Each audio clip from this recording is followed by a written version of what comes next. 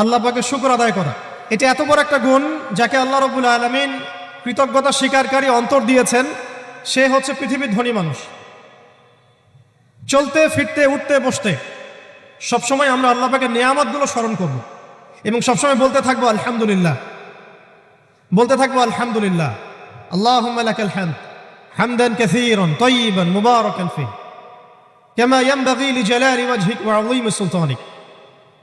আল্লাহ পাকের শুকরিয়া যে যত বেশি আদায় করবে, আল্লাহ পাক বলেছেন লা ইন শাকারতুম লা আযীদান্নাকুম, তোমরা আমার শুকরিয়া আদায় করো আমি তোমাদের প্রতি আমার নিয়ামতকে বাড়াই দিব। ওয়া লা ইন কাফারতুম ইন্না আযাবি লাশাদীদ, তোমরা যদি আমার অকৃতজ্ঞ হও জেনে রাখো আমার আযাব বড়ই কঠিন।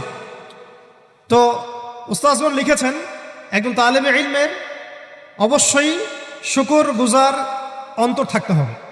আমাদের উলামায়ে কেরাম করে কথাটা বারবার বলেন যে কলবুন শাকির, শুকর গুজার, কৃতজ্ঞতা স্বীকারকারী